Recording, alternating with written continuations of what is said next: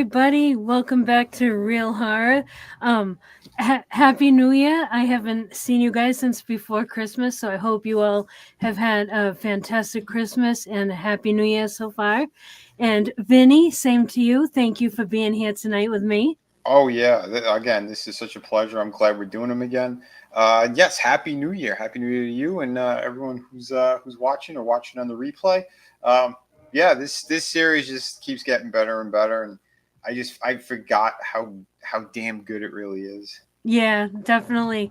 Um, yeah, I'm really looking forward to getting into these two episodes. These are I love how they're like back to like they're tied back to back. It's like it could be one whole episode um tied together. So yeah, I love that. And Well, the it quality too. I mean, that the quality is just so good. It's like movie caliber, yes. you know. Yeah, definitely.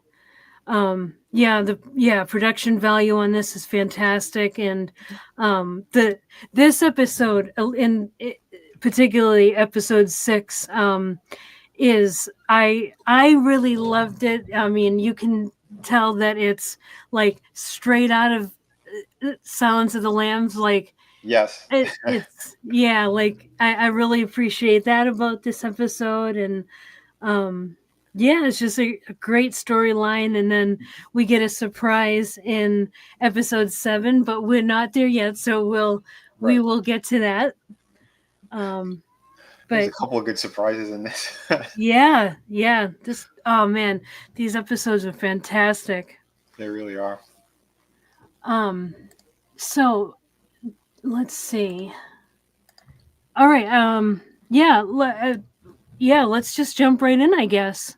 Yep. um All right, so episode 6 opens up with where we see like it we're at a psychiatric hospital, like it's a high security psych hospital.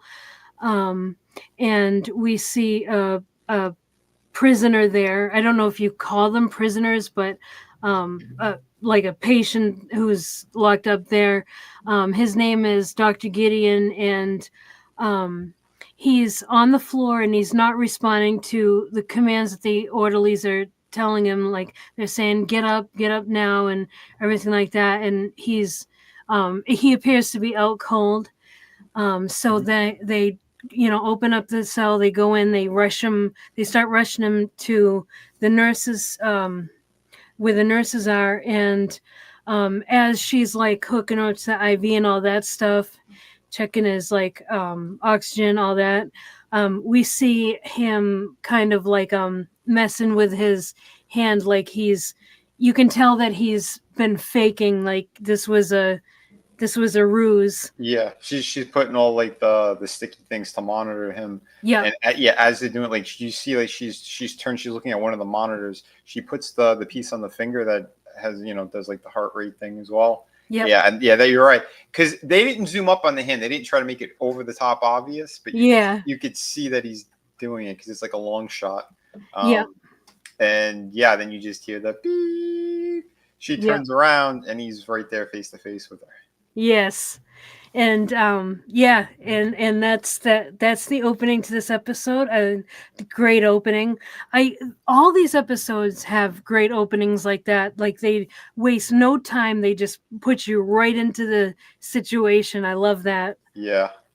It's either like right at the crime scene where you open up, or it's like a situation like this. I love that. Yeah, it was really good. I mean, and again, and that Eddie Izzard guy, Yeah. he's a good actor. I see him in a couple of other things as well. Yeah, I know. I can't. I meant to look it up and I forgot to. But yeah, I recognize him as well.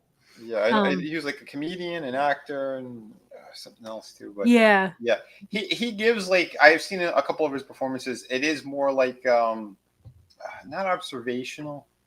Uh, he's got like a Carlin flair to him, where it's kind of like the obvious of what's going on in the world, kind of thing.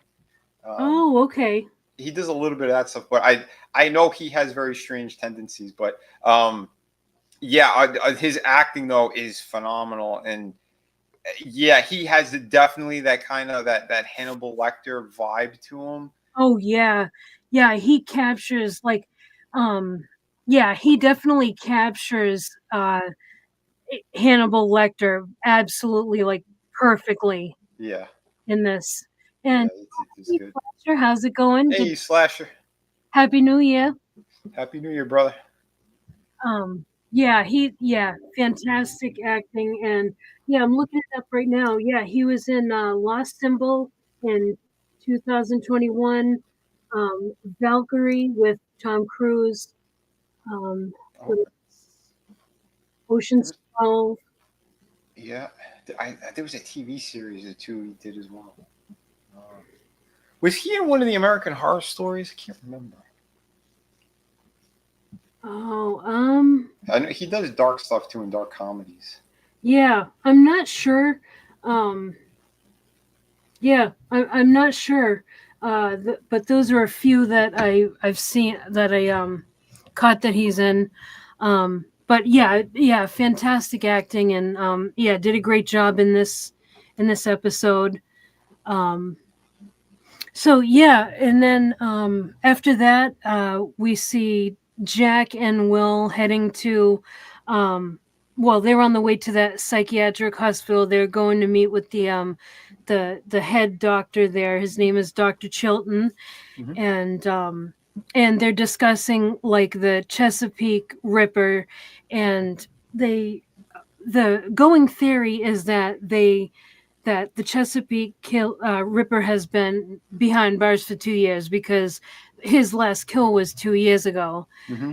Um, and so we're kind of like we're we're to expect that Dr. Gideon, he is the Chesapeake Ripper, but there's a little bit of Just the describe.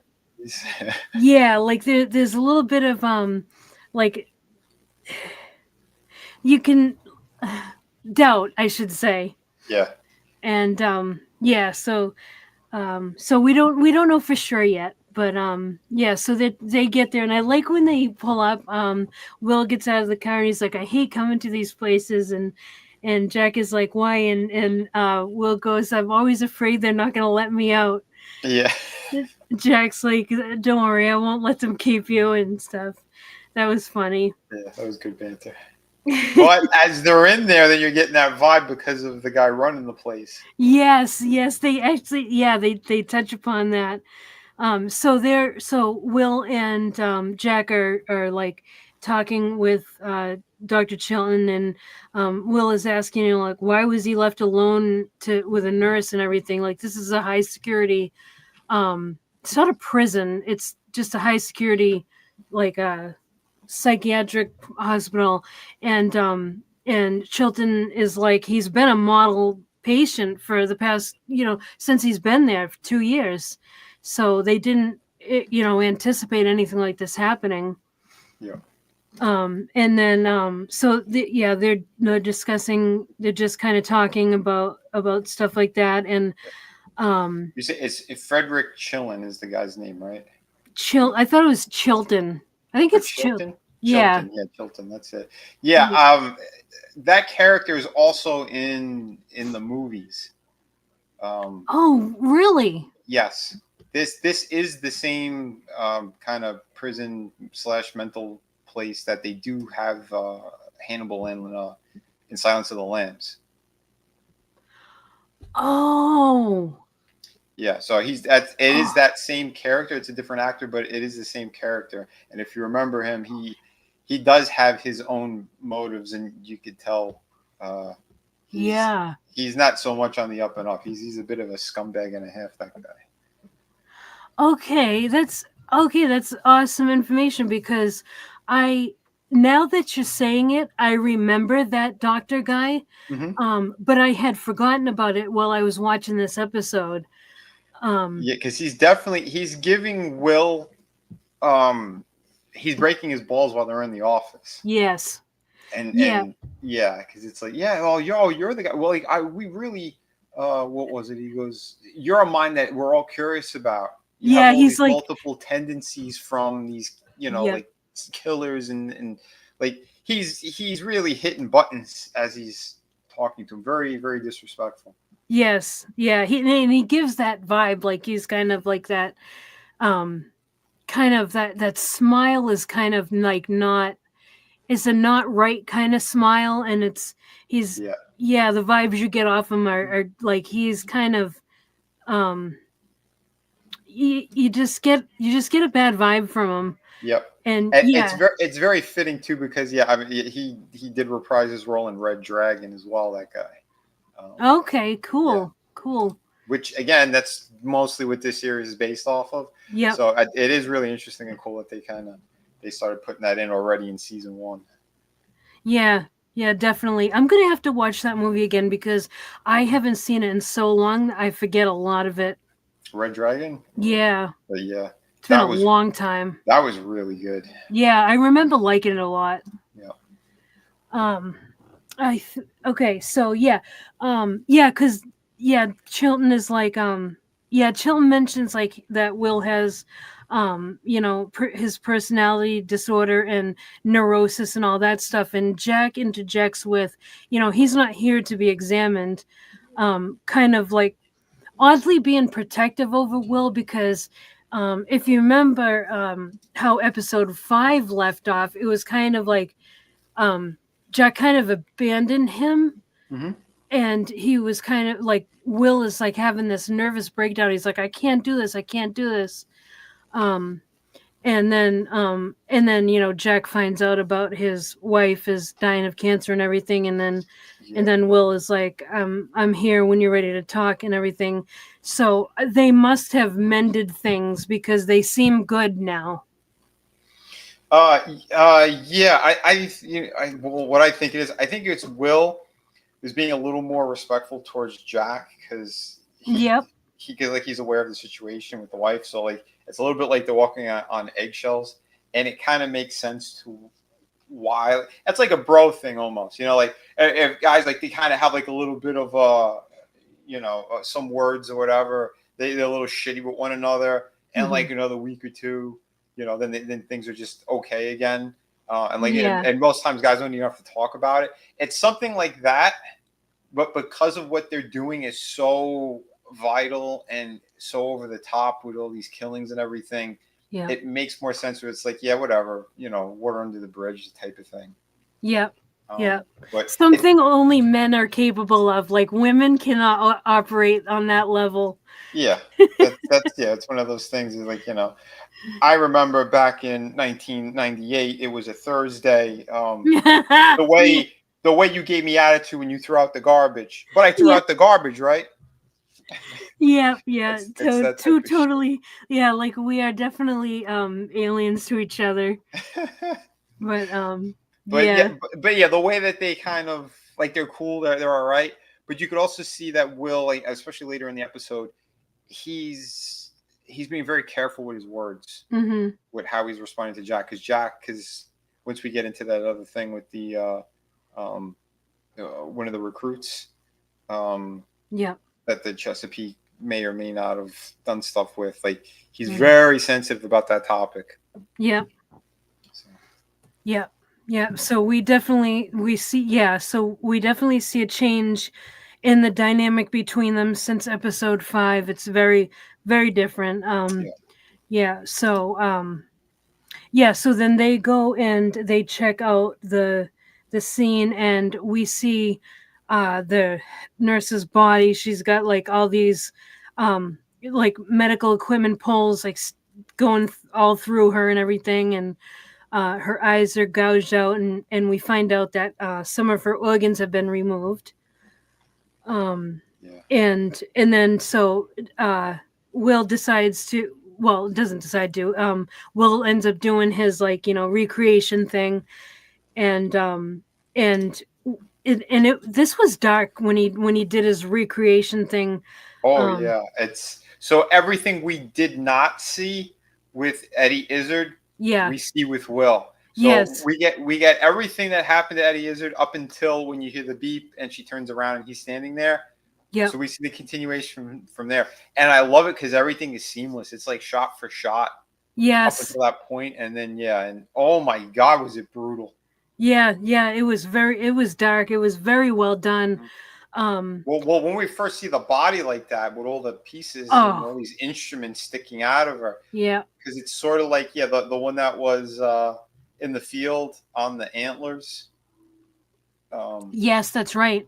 yeah, because again, they're saying that like bringing that up and doing it almost in the same manner because it was like hints of the Mhm. killer that it might have been that girl's father and all that. And so I like how they're kind of setting that up, but we as viewers know a little bit more. So as the story plays out, it makes more sense, and yeah, it's really good. I love the writing on this. Yep. Hello, Tommy. I hope you're doing well. It's Hey great to Tommy, see you. awesome. And happy New Year. Of course, yeah. Happy New Year, Tommy. I know I said it a bunch of times already, but yeah. And again, everybody, grab those links, get it out there. Make sure everyone knows that we're live again with these because this series is so good. Yeah, it'd be a shame if you didn't watch these. And again, if you did, yeah, rewatch them again with us because it is. This is one of those shows that it's like so well written. You could go back anytime, rewatch it, and it's just when you watch the first episode, you just want to keep binging the rest. Yeah, absolutely. And it's also a series where you don't even have to be a horror fan to appreciate it. Yeah. You know what I mean? Like because yeah, there's some stuff that is definitely okay, yeah, this is horror, but mostly it's really just a like really good storytelling um and just even just the way like the aesthetic of it is beautiful. The acting is very good. Oh yeah, um like Oscar worthy performance or yeah, Golden Globe, whatever you want. absolutely. I wonder if they did win any. I never looked that up. Yeah, But yeah, that's a good question because they definitely Mickelson and oh man, what is his name? Will's oh, real name. it Well, is they definitely Hugh. just It's Hugh Dancy. yes, that's it. They them two definitely deserved awards for this if they didn't get them. Oh yeah, yeah. These guys were so freaking good. Um, yeah, it's wild. It's wild how good these guys. Oh, he's married to Claire Danes. I didn't know that. I think I yeah, I think I did see that. I don't remember things like that though. Yeah. Well, I looked them up because I looked at the name. I'm like, wait a minute. Yeah. Oh, that's funny. Yeah, because she was on a really good series too. I only saw like the first two seasons. Homeland, that Yep. was really good. Yep. I don't I know how like many the he did, but I really liked the I remember really liking the first season. I think the second season as well. I liked that guy from is it Billions? yeah, the redheaded dude, The redhead guy. Yeah, yeah. he great actor. Um Damian Lewis. yes. Yeah, Yeah, he was awesome. he could do comedy. He had a great show called Life. I know it's a detour, but he had a great show called Life where he was a cop who was wrongfully accused of a crime and he had to serve in prison. And then like they proved that he was actually innocent and they let him out and they gave him a shit ton of money as compensation. And he went back to the job and now he has like a criminal aspect to him and he had to do some very violent things in prison. So from time to time he was doing things that weren't very nice, but he was trying to always like he had like a book to calm himself and kind of do like the meditation thing. It was good. It sounds good. I'm gonna have to check that out. The thing is, we didn't get it didn't conclude properly because they had the stupid writer's strike. Oh So yes, I remember that. yeah, Yeah. but it was really good. But yeah, back to this. Sorry. Yeah, no, it's all good. All right, so then yeah, after his recreation of the crime, he comes to and he's visibly shaken, like he's even got like tears in his eyes, like and we've been seeing up until now, you know, all throughout that these like when he does this, it takes a huge mental toll on him. And then yeah, so after he too, and he's like kind of drying his eyes and stuff. He asks when the last Chesapeake kill was, and we find out it's been 2 years, and incidentally, that's how long Gideon has been locked up. Yeah. So that's why they're working on the theory that Gideon is a Chesapeake Ripper. Hmm. Um, but He's very adamant that he is as well. yes, Um, yep, yep. Even Dr. Gideon is even like saying, "Yes, I am," and there's a lot of like Will has doubts, and some of the team are like, maybe, maybe not, and they're like no one is agreeing on this. But I do like in this episode how, um, Jack defers to Will's judgment. Is like he's like, "What do you think?" hmm. So yeah, it's like they're developing this. He seems to have more respect for Will, which I think has been like kind of a long time coming. Yeah.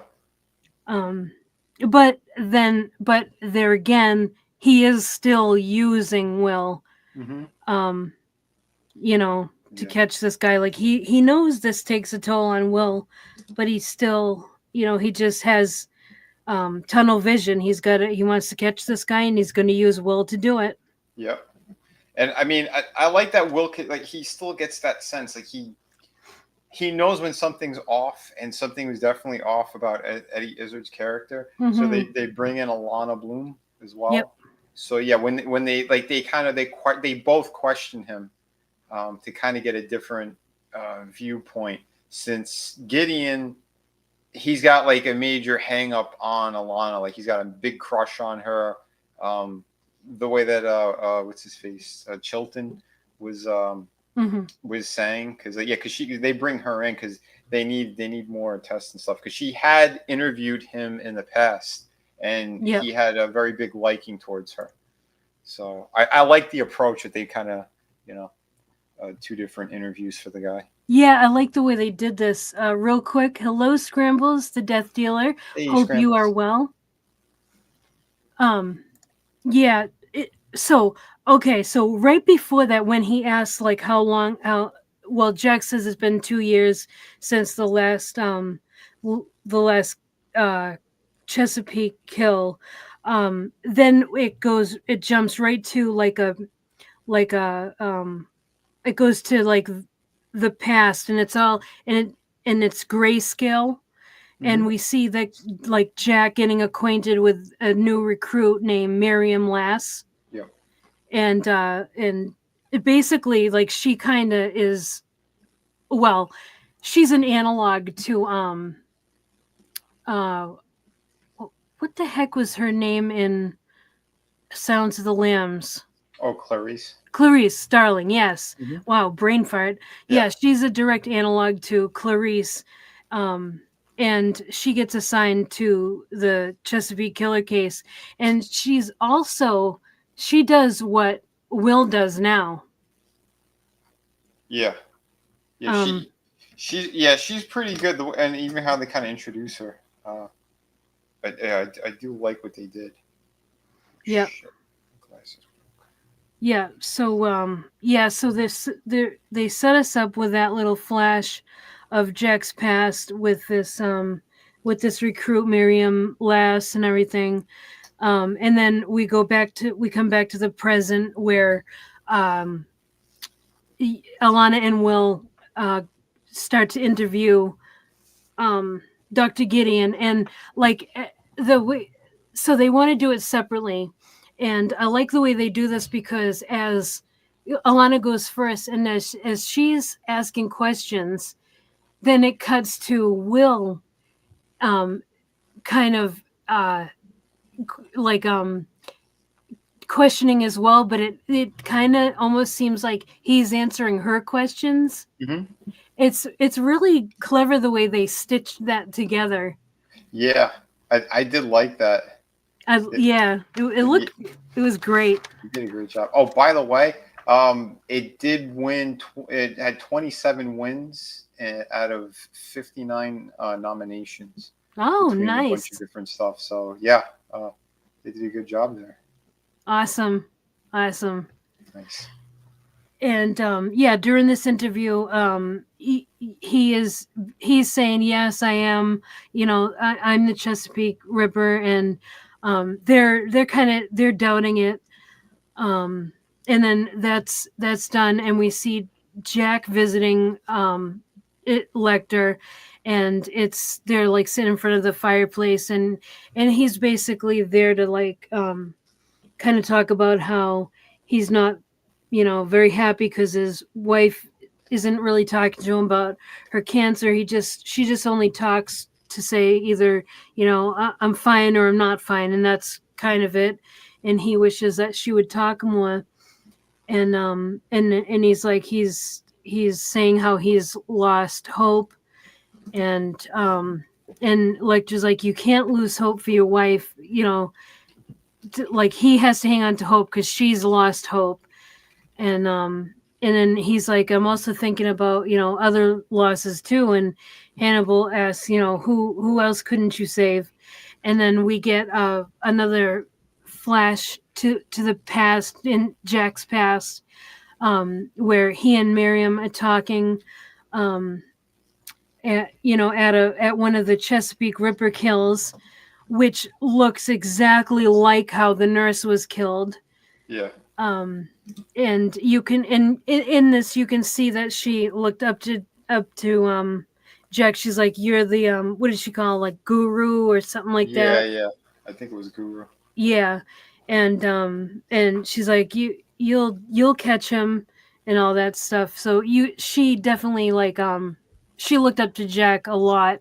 Yeah. um you can tell that Jack cared for her. um and hello, Lurch. How are you? I hope, uh, first of all, Hey, Happy man. New Year, Yeah. Happy New Year, buddy. and hope you're well. Thank you for being here. Um, Um, the crazy thing is, like, yeah, since we're seeing all this stuff that's kind of going on, then he gets the phone call in bed, yes. and it's just eerie because the way that they have it too, like his wife's not there. Like he like literally he reaches over his arm and he's like, oh, like he notices she's gone. He Mm-hmm. maybe figures maybe it's her calling from, maybe she went to work early or something, or she was out too late rather in the Yep. office. But um, hey, because later you find out what time this call actually was. But as he gets it, he's all groggy as he's waking up, and it's that recruit he hears, and he starts kind of like freaking out a bit, because she's in a panic, and she says, "I don't want to go like this. I Mm-hmm. was wrong, Jack. I was wrong. Mm. Help me." Yep. Yeah, and then the call ends. Yep. So yeah. Yeah, and then yeah, so Jack is now at the lab, and they're trying to like figure out where the call came from. And they can't, they can't, trace the call. um and they're talking about how Jack mentions how the last time, like, he heard from the Chesapeake killer was, a recording of Miriam from 2 years ago, and there's been like nothing since. Mm-hmm. And then Will wonders if it was actually Miriam and maybe not a recording, like maybe is she still alive. um so, like, there's a lot of doubt as to what's going on with not only Miriam but also this Chesapeake Ripper. Like, a lot of unknowns in this episode. Mm-hmm. um and then we go to Will is in the lecture, in his lecture hall. And he's seeing a vision of like that giant stag that he sees. And is it just me, or does that stag keep getting bigger? Yeah, I was pretty big. It was humongous. I was Yeah. like, does this thing keep growing?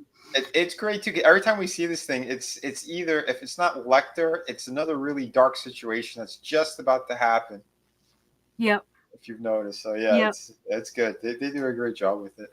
Yeah, that stag is definitely like some kind of foreboding. Like, it's almost always right before he like sees Lecter, or something involving him. Mm-hmm. It's like a Omen. Yeah, that's Hello, it. Master of the TDS. Great to see you. Happy New Year. What's up? Happy New Year. Glad, happy you stopped by. It's great to see you.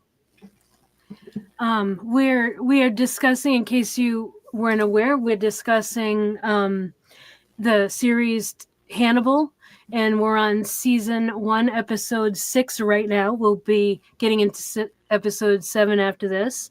Yeah, But yeah, really it's enjoying this. yeah. The rewatch is has been a blast because yeah, you're seeing so much extra in there, all the kind of dark twists and turns. Um, yeah, and we get more, and especially in these two episodes, we get more into the psychology of Hannibal as well. Uh, I say definitely in episode 7. Um, Yeah, they spend a lot of time in the this episode, but more in episode 7, um, it about like therapy and all of that stuff. mhm. Yeah, because like yeah, 6 we're getting more of this whole thing with Gideon, and we get like these doubtful moments where there's moments of like yeah, he's definitely the killer, or we get the other ones of was he persuaded into doing what he did to the nurse? Did Hmm. someone was someone else there to help him? Yep. What actually happened? So yeah, as the episode gets moves along more, we see I don't know if I'm jumping, but Hannibal, and he has like a dinner with Alana and Chilton, the guy who's kind of running the psych ward thing in this prison. Uh, Again, it's the same prison from the movies. So, but yeah, and again the same character. So yeah, Hannibal had invited him to his home along with Alana, and they're both kind of filling him out. Alana's taking the approach of trying not to insult him, but still trying to. She's still very blunt with how she's questioning him about like, was there by chance did you happen to talk to him about the details of the case? Because there's things that he knew that were never out in public, only stuff that the agency knows and someone like Chilton um, would know. And he kind of admits to it that yes, he probably yeah we talked about the cases, but he's like, but like, are you trying to question my my approach to it? Like you could see he's becoming a little standoffish, and then Hannibal tries to change the subject and even invites him back into his kitchen to have like more of a private conversation with him, where Alana can't hear. So Yeah. Yeah. Yes. That was wild. Yeah. mhm. So they're talking about what did they coercive persuasion, Yes, um, and there was another name of it. Psychic driving, I think they called it. I think so. And yeah, they're talking about how that would be unethical, and Lecter of course is like, well, it would be reasonable in some circumstances, and Mhm. Elana's like, what circumstances? And he's like, well, if Gideon had forgotten that he was the Ripper, and they were, he forgot those memories, so they wanted to basically jog his memory. It's like, Yeah. what? Yeah, and then That's and great. then to top it off, he like we did jump, but that's okay. Oh. And then to top it off, he goes, but it seems that he's come to that conclusion himself, and it's like, we Mhm. know that he hasn't. Yeah.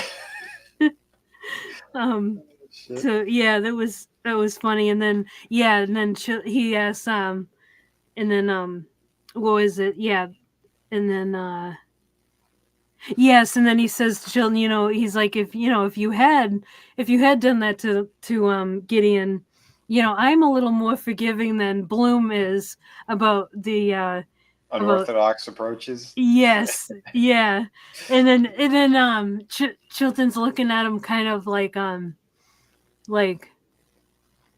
oh really, like, Hmm.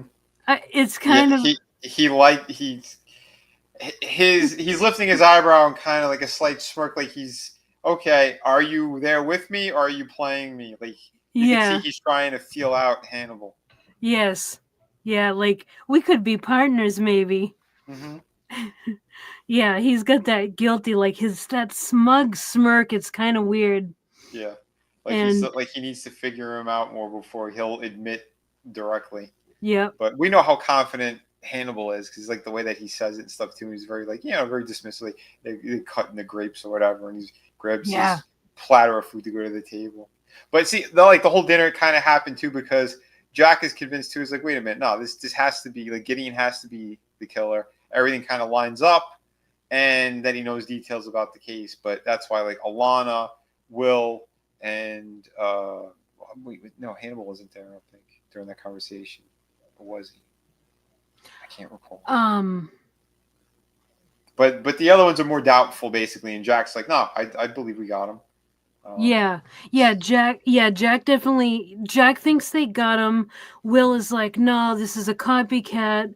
Um, and then late, like well, I think it's not until episode 7 that he's like, okay, well, what do you think? mm-hmm. Because yeah, he's definitely like holding the theory that no, Gideon is the Chesapeake Ripper, and Will just is not seeing it. He's not seeing, like, it's not Yep. lining up like that for Will. Yep. Yeah, because he doesn't want to be rude or to piss off Jack because he knows Jack is he's partially distracted because of the wife situation, but he's still trying to be very clear to him, like, no, you got to listen to me. I feel it. I know this is off. Yep. So, but again, Jack trusts them, so that's why they kind of he sort of lets them do what they're doing as well to figure it out. Yep. Yep. And then after that weird dinner with Chilton, with all the psychiatrists, then we see Jack at the um wait, is this, yeah, Jack had received another call, so he's at the so now they go to this this like observatory, Mm-hmm. huge telescope, and Jack is like, they trace the call to here, between here Oh and wait, like, we did forget something too. Did we forget about the phone call? Like when he actually he went back to his group of people there, the Asian chick. I forgot her name. yeah, that's where we are. Yeah, that's where we are right now. But at the observatory, I is thought it that was what you before. talk? I thought it was before that because the first phone call he tries to tell people and they're like maybe you were sleepy and it wasn't it didn't really happen. You remember? And they're kind of questioning him. He brings it to them that he got the call from that chick. Was it Miriam? Yeah, I'm Because looking back because because I he cause, know. cause he ends up getting more phone calls. Yeah, he has. Yeah, he has received. I think he got like 3 phone calls before they ended up at the observatory, Right. and Because they it, want to know too. Like, was your wife from? Was she did the phone call yeah, wake her? And she wasn't there. yeah, And it was like what was it like 2 something, like 2:30 something in the morning, yeah, like yep, when the phone call happened. So like you have like the one younger kind of guy, because there's like the older guy who's a little bit prissy. You have the Asian chick, and then there's the younger guy who he's not as smart as the other ones. And that guy's kind of questioned, like Jack, like you probably made a mistake, or maybe you were like in that haze. He goes, I know when I'm awake, yes, like because Jack's getting pissed, and he's like, because they tried to look up the records and they found no records yep, that the call happened. But then like was the second call there is a record. It was coming from his house or something, or was that later? I can't remember. I don't. yeah. There's a call, and they're like it, and then yeah, they're in Jack's bedroom, and he's like, Gideon wasn't here, but the Chesapeake Ripper was, and that's when they find blonde hair on his pillow, and he's like, he's been in my bed. Is that episode 7? Was that 7? It might Now have. I'm confused. Wait a minute. Wait a minute. Because we got the first phone call. They were questioning it. I can't remember what the details of or maybe the second one was by the observatory. Yeah, because Okay, that's yeah, it. because after that dinner where they're talking about like how Lecter's like more forgiving with the unorthodox approaches, then Jack he gets another call, and this one they were able to trace, and they end up at that observatory. Okay, okay, yeah. Yeah. And then while they're talking out there, that's when he gets the third call, and they hear it coming from inside the observatory. Yes. Okay, so then it's the fourth one, and it's in his home. Yeah. Okay, okay. All right, that's weird. All right, we got our our line up there, our timeline properly. Yeah. My bad. Sorry. No, no, it's all good. It's all good. I forgot too. And yeah, so then yeah, Jack is like well, the reason why they were able to trace this call that is because, you know, this call they left a number where the other ones they didn't, and then he dials it, and that's when we hear the phone ring in the observatory.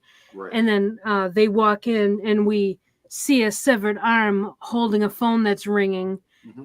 and next to it is a note, kind of, I think it had blood on it, and it says, "What do you see?"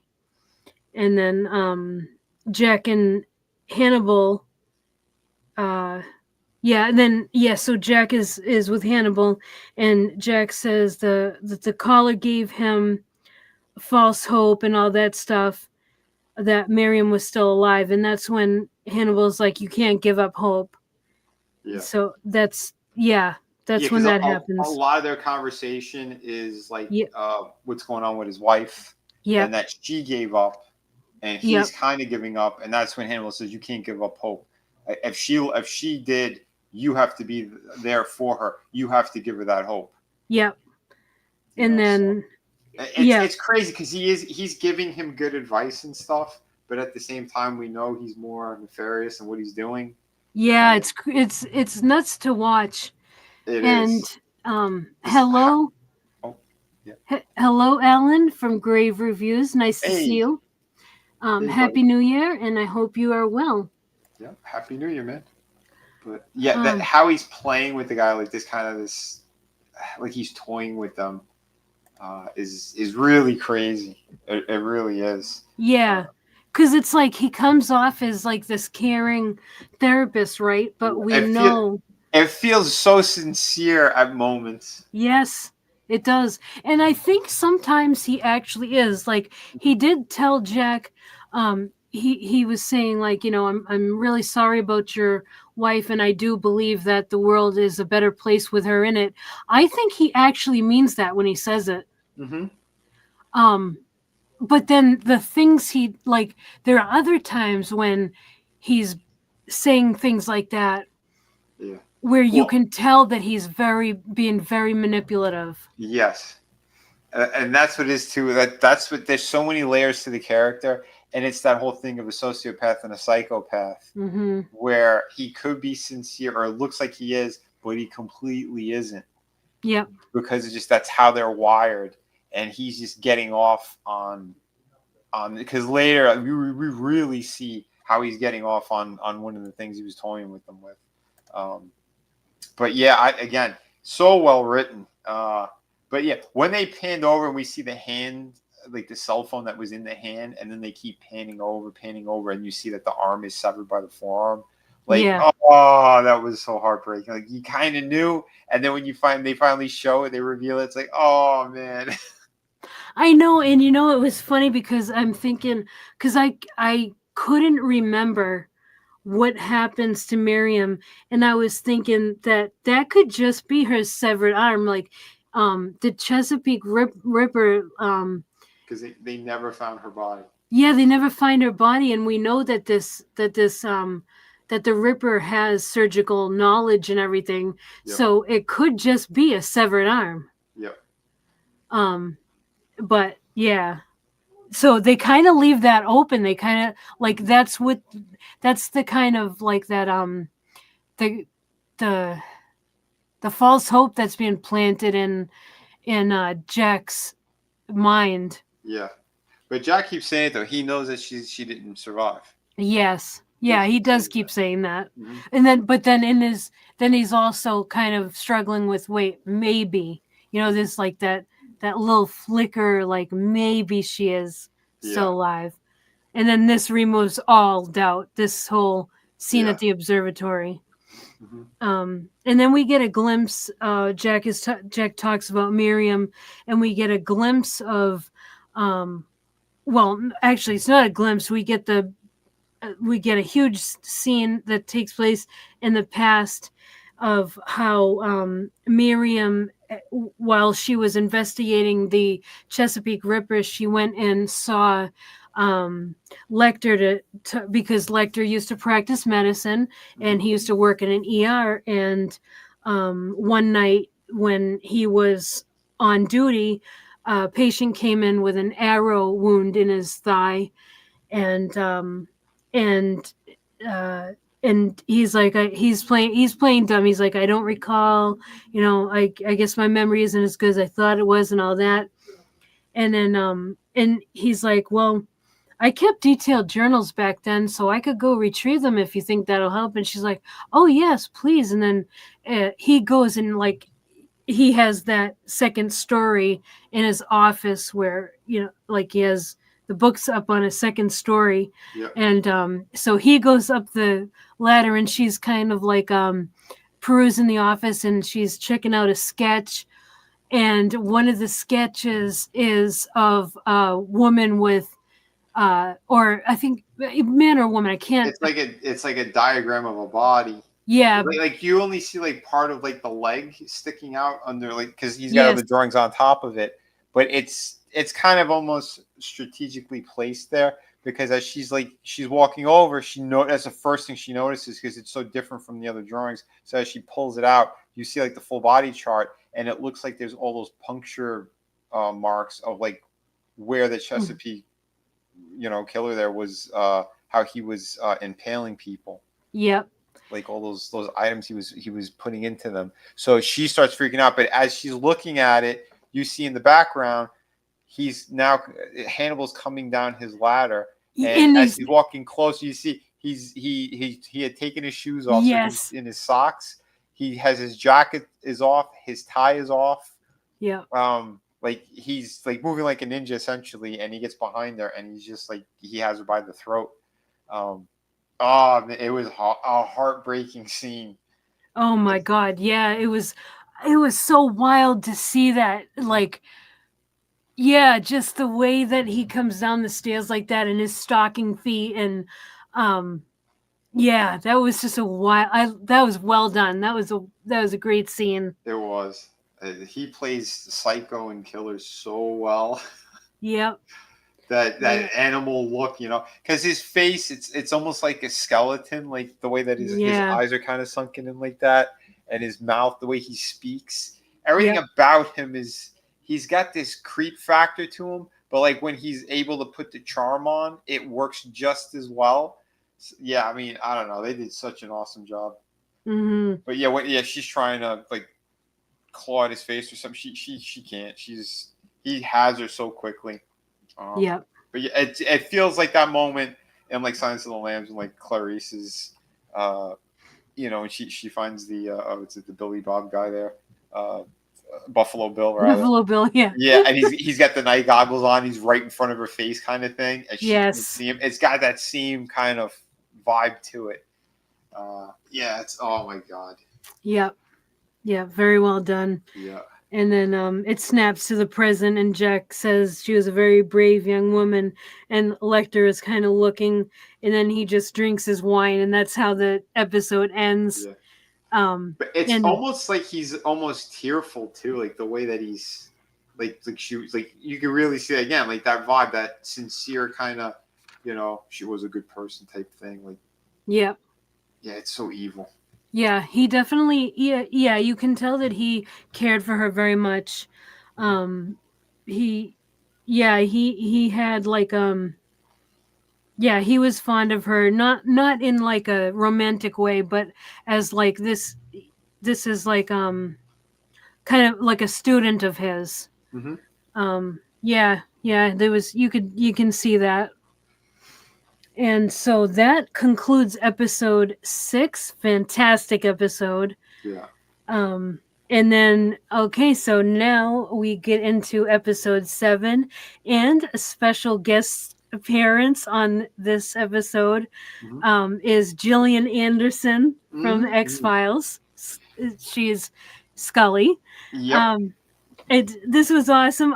Because we talked about this before the show, but yeah, like we had both remembered that she was in the show, but we couldn't remember where she appeared. Yeah. And I could have yes, sworn that it was season 2, but yeah, her first appearance is in season 1, yeah, and she is so good. yes, I mean, but yeah, when we get to her moment in the episode, yeah, we'll hit it better. But yep, this one starts off with the opera, doesn't it? yes. This, yeah. So, well, it starts off. Will is given a lecture on the Chesapeake River, and then telling the uh recruits or what FBI, whatever they're called, students, Yeah. all about like how Trainees. trainees. That's better.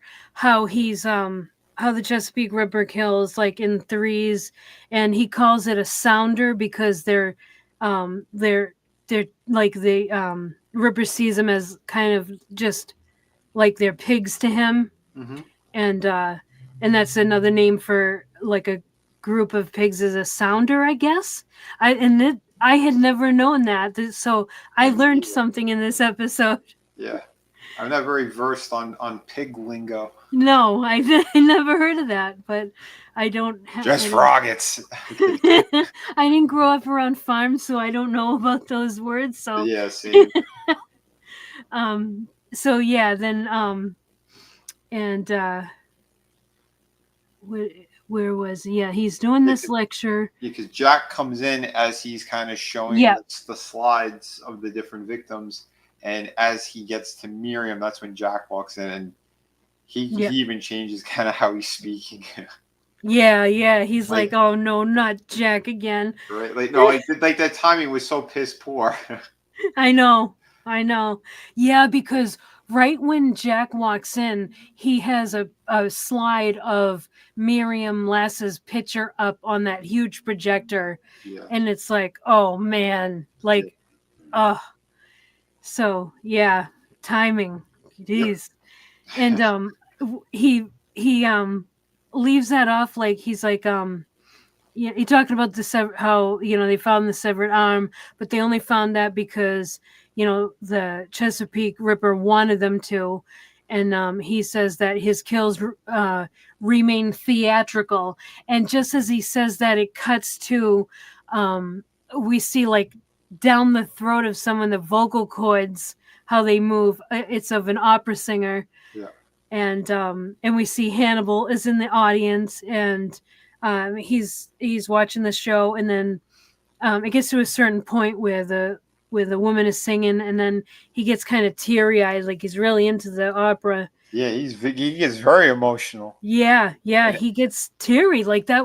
That's the first time we ever really see any emotion from him at all. yeah, it's wild. It's Yeah, the beauty of the music is just it's too much for him, kind of thing. It's like, wow, we're getting yeah, that from him. I And know. in this episode, we get a lot into his psyche a bit. Yes, we get a lot. This episode 7, is very psychological. It's very much in the world of psychology. Mm-hmm. It is Um, because as he's in the opera and he's really into this, we see in the to the side and a few rows back, one of his patients, Franklin. Franklin, yeah, the chubby guy. Yep. Fuck, I forgot his name again. But yeah, he's a dude that I met from Balls of Fury. Yeah, that Yes. Yeah. and you could see he's not really paying attention to the opera. He's more enamored with Hannibal. Like Yeah. he's almost acting like a schoolgirl crush kind of thing, or Yep. a fan meeting a celebrity type of stuff. Like he's just, oh my god, he's here. Like and he's like just looking at him. And Franklin's with a friend of his, a black guy, who apparently Tobias. yeah, Tobias. Yeah, it's his buddy who accompanied him there, and yeah, it's you could tell like that guy's like why are you staring at him? Like you get that vibe from Tobias. Like, Yeah. dude, like what's wrong with you? Yeah, it's like like when like a girlfriend and boyfriend are out somewhere and the boyfriend is checking out another female and she's looking at him. Like I think like that's a meme. Yeah, Y- yeah, something like that. They're both Slash your looking over the ass, shoulder. the fat guy from Balls of Fury. He's still around. Is that who Franklin? Yeah, I can't. he was in Walking Dead as well. He's in a bunch of things. What the hell is his name? Yeah, I can't remember the actor's name. Balls of Fury. Dan Fogler. Yeah. Do you have a picture, or I can look it up? Yeah. Hold on. I'll share screen. Oh yeah, he was in Fantastic Beasts. Yeah, he's been in a bunch of stuff. I forgot he was in some pretty big movies as well. There he is. I'm sharing it. Yeah, this Yeah, that guy. guy. Yep. Yeah, he had done something with Splatterhouse as well. Because when I met him, he was signing posters for Splatterhouse. Oh, really? Yeah, the video game. When they redid it. All the Goldbergs. Yeah, Walking Dead. Yeah, he's been in a few things. Was he? He never was in Balls of Fury. Yeah, yeah. It's right here. Oh, right there. Yeah. Yep. Okay.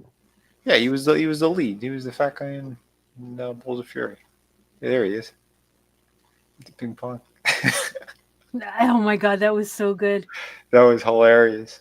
Oh, this. Yeah, he was in that Star Wars fanboy movie a while back. Slasher says, Oh, um, okay. with Oh, was it the was one they go to Skywalker Ranch? yeah, wasn't that called Fanboys? I think that was the name of it. I think something like that. Yeah, he's a pretty funny guy, and like he's good though. He's a good actor. Yeah. Oh, definitely. But I always want to like when he's on screen, I feel like he's supposed to be funny, and Yeah, he's not funny in this yeah. series. He straight up comes off like a fanboy at a convention to me. Oh, really? When yeah, how he's hit this thing where he wants to be friends with Hannibal. Like he's got that Yeah. thing about him where he wants to know more about him. He wants to spend time with them, Yeah. and that's what Yeah. part of this is, and that's where we're getting the first glimpses of it. Because then after the performance or whatever, there's that other Mhm. actress. She was in the beginning of Pulp Fiction, the one that says, "I'm going to execute every last one of these mother." In Oh, the diner. baby, Yeah, baby baby. from. That was her. Oh, wow! I didn't recognize her. Yeah, because you're a little bit older and she had the short hair, but yeah, that was her because she's got that slight kind of lispy thing too going on. But she's talking to Hannibal, and as she's talking with him, like she's talking about those big dinners he used to do, and she's upset that he doesn't do them anymore, and you can still see he's riding off the high of the performance because Hmm. he's in good spirits, and that's when Franklin comes up to him again. Oh, was that Amanda Plummer? Was that her name? That's probably her. But yeah, but you could see how like yeah, she wants she wants to go to his dinners again, and apparently he was throwing these big banquets. Uh, but that's when Dan Fogler he comes over, and yeah, Yeah, and that's they're her. like, That's her. yeah, they're like this.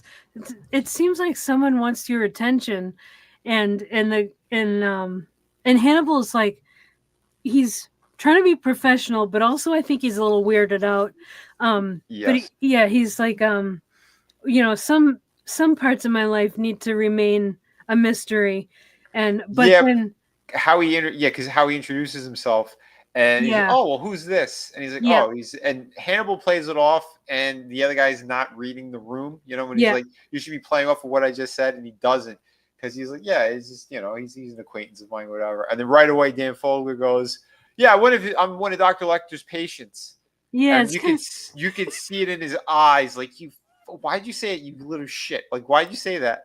But he's playing it off with that fake smile, you know. Oh, that's Oh cool, yeah, yeah, Slasher. I didn't know that. that's right. So Amanda Plummer was the axe murderer, and so I married an axe murderer. No kidding. Yep. Yeah, with what's his face? Cool. With Mike Myers, Yes. Yep. the other Mike Myers. Yeah. No, not Michael Myers. Mike Myers. And Right. it's a little bit of a tangent. I can't help it. I gotta say it. That guy Mike Myers was I don't know if he was kidding about it or what, but he said like he was kind of unhappy that there's a serial killer, like a popular horror icon serial killer that has his name, Uh huh. but it's like uh, he had to have been kidding. Yeah. He had to have been kidding about that. Oh, real quick though, too. I didn't realize that she is actually the daughter of Christopher Plummer. Christopher Plummer. So I know the name. What was he in? Well, what do you call it? Sound of Music, uh, Knives Out.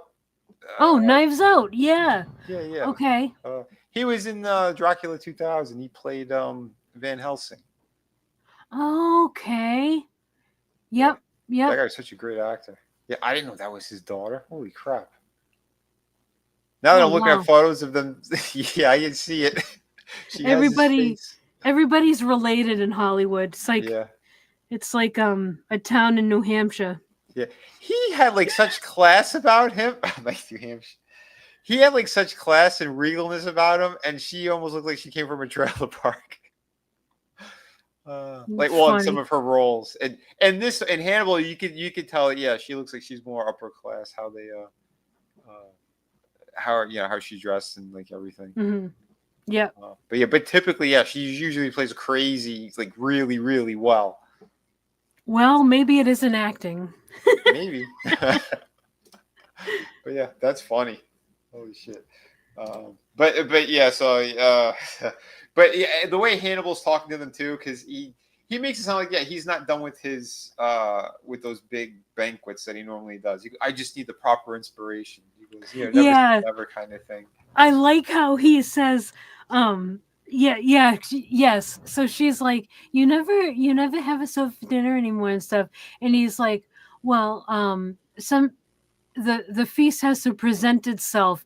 And he says that like right after uh Franklin kind of just like into like injected himself into that group, like that Uh-huh. circle.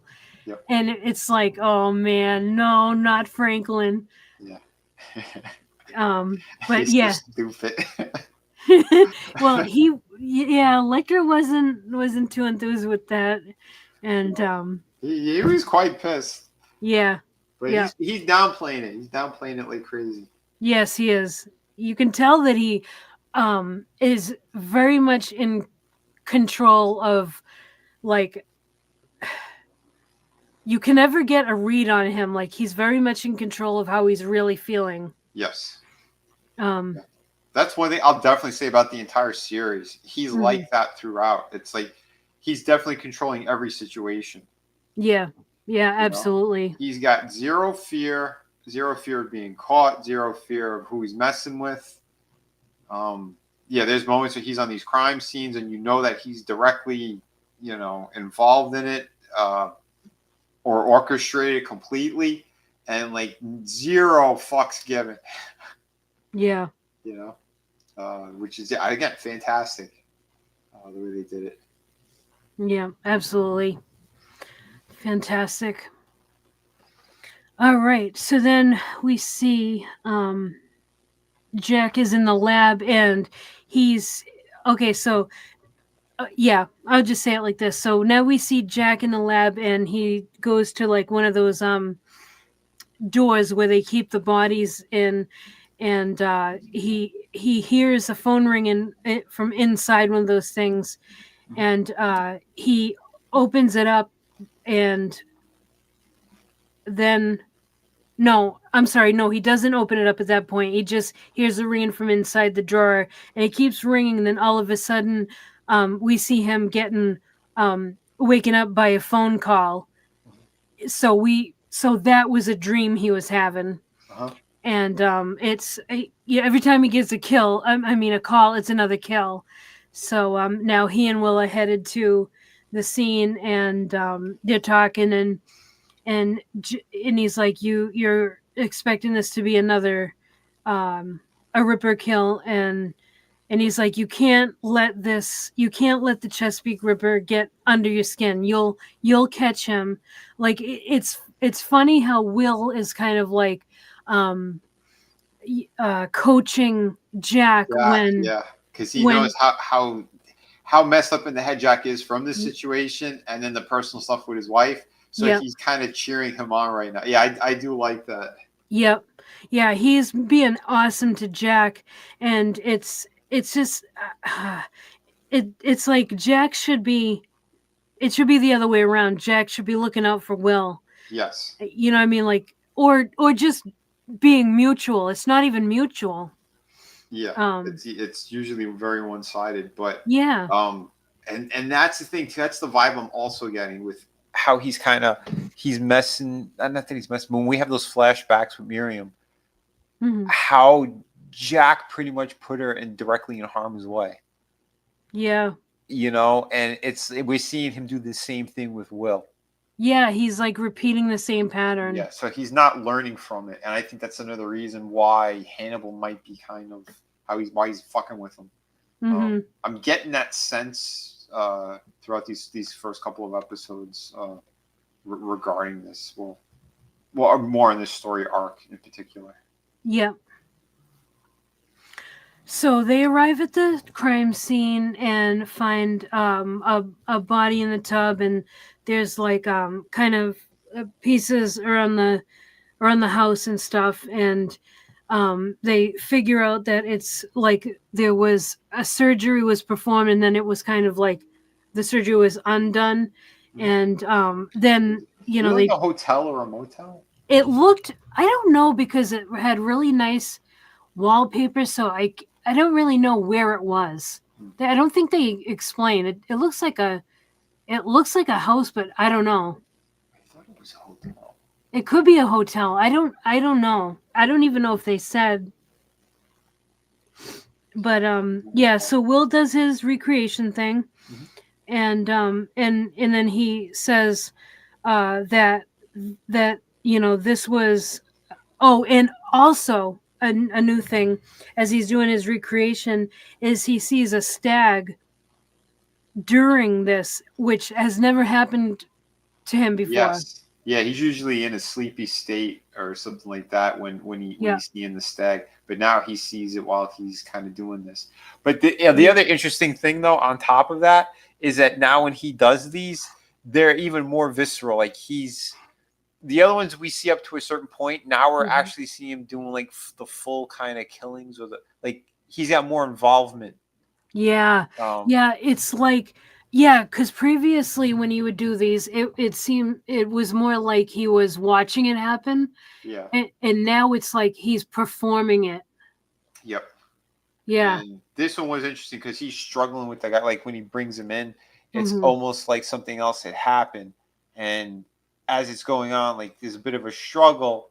And the victim, he then like he's kind of like falling, like he's got like something going on with his chest. So he goes, oh, like he rips the shirt and he takes Mhm. like a scalpel and he slices across. And that's what he's trying to put his hand inside, almost to like not pull out organs, but to almost like massage the heart Mhm. to keep it going, kind of thing. Yep. And because that's why he goes, "This is different. This isn't the Chesapeake Killer." And he goes, "Yeah, I don't think he was trying to remove anything. I think he was trying to save him." Yep. So yeah, that was interesting. Yeah. Yeah. And then yeah, that's when, so then Jack and yeah, he tells Jack that yeah, this he was actually trying to save him. Like, who does that? And Zeller goes, it's the Ripper, and Will's like, no, no, it's not. And and you know, Jack is Well, at this point, isn't Jack very annoyed with the guy? And he's like, as he says the wrong thing, they just close the door in his face. yes, yeah, he does get annoyed with Zeller, And well, because Zeller kind of like he's always annoying anyway in a way, but Yeah. he's like being really extra annoying in this episode. Yeah, because he was getting on Jack's nerves. Yeah, he was at Yep. Seller. See, I kept forgetting the name, but yeah, he's the one who was being kind of dickish towards Jack. Like, yeah, with the phone calls, like, yeah, like Mm, I don't know, I don't think it's real. There was no traces of it, blah blah blah. Um, yep.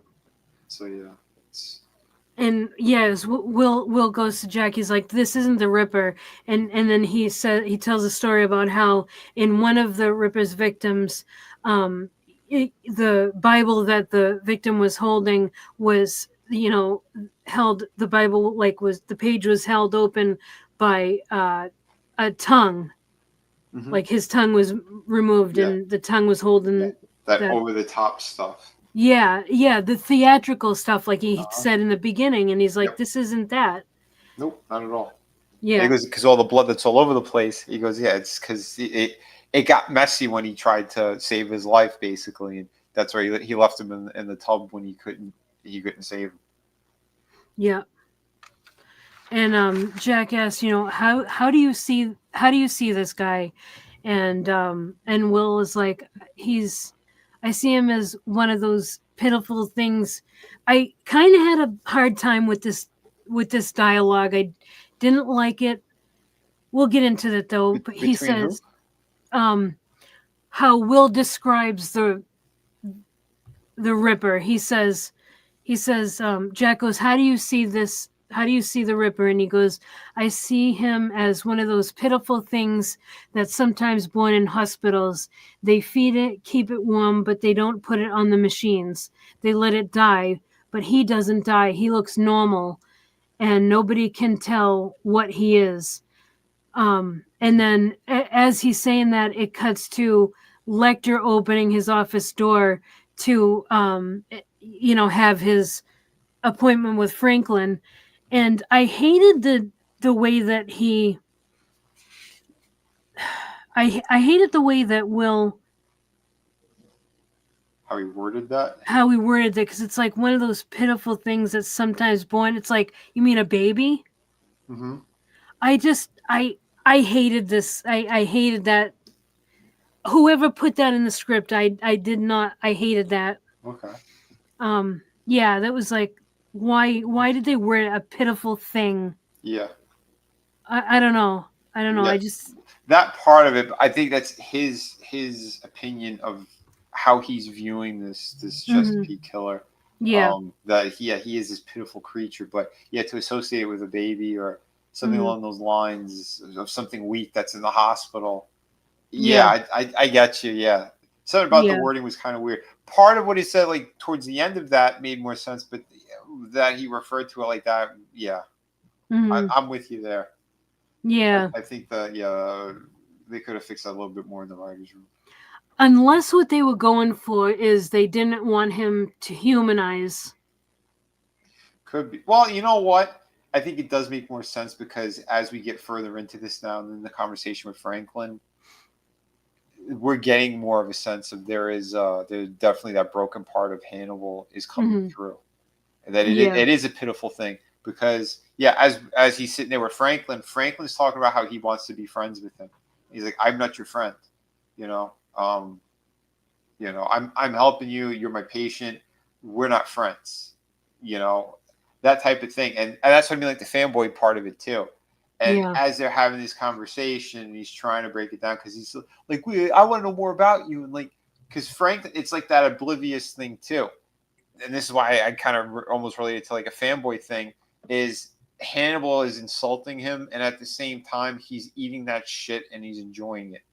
I know. Yeah, it's sad. Um yeah, cuz it's like it's not uncommon for a patient to want to be friends with a therapist that has been really good for them. Yeah. Somebody's Um been helping them in a and massive way. Lecter, if he were a real human, he would have explained, like it's normal for you to feel that way. I but because it's just basically he could have explained it so much better and made Franklin feel Yeah. like he wasn't like this pathetic Yeah, person. to talk him down a bit. But Yeah. and that's the crazy thing about Franklin is even with as blunt as Lecter was Mhm. being to him, like he's like, oh yeah, but that's just how he is. Like he's just letting it slide Yeah. because it's like, oh yeah, he's because like it's almost like the celebrity thing or the comic book thing. That's why I Yeah. keep saying fanboys because it's no matter what bad thing that person is saying to them, they're still going to be like, no, but yeah, no, I still like who you are. Yeah, no matter what. Yeah. It's almost like that cult kind of mentality thing. So, but again, Yeah. it's the writing so solid on that because then we go from this point with Mhm. him and how Franklin's being dismissive every time he's trying to talk him down as to like, no, we're not anything. It's just you're paying me money, I'm helping you here, kind of thing. Franklin's still being oblivious, but Mhm. then because towards the end of it, he gets into the whole thing of like, but you have your friends, you have Tobias, and or maybe he's more. He's like, oh no, he's just my buddy. Like it's nothing romantic, nothing like that. Um, Yeah, and then like to top off how much of an asshole Lecter is, he's like, "But you're not a good friend to him," and it's like, oh yeah, right. wow, Yeah, like, yeah, but dude, but in a way too, he is right. He's like, you took him there, you took him to the opera to enjoy the opera, but you didn't. Like I he just know. tagged along as you're trying to fanboy over me. I know. Yeah, he's factually correct, but Uh-huh. he's absolutely His approach horrible is in his his approach is an approach. asshole. Yeah, yeah, absolutely. And what's funny is that when he and Franklin when that session is over, it we see He's Lecter. wait. The Lecter opens up that door, and he's waiting for his next appointment, and no one's there. And he goes over to his ledger. He's checking his watch, and he sees it's supposed to be Will Graham is supposed to be his next appointment Yeah, slash his friend. that yes, that actually happens a little bit later. Oh, I This thought it was at one, that point. no, it's a little bit later. Okay.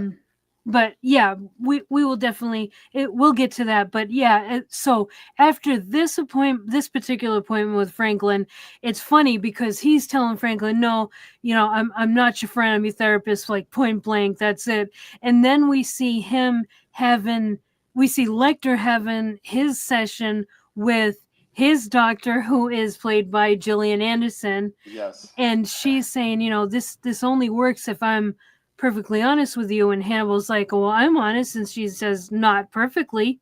Mm-hmm. And they start talking, and she starts being brutally honest with him, saying that he wears like a person suit and a human Yes. veil and everything.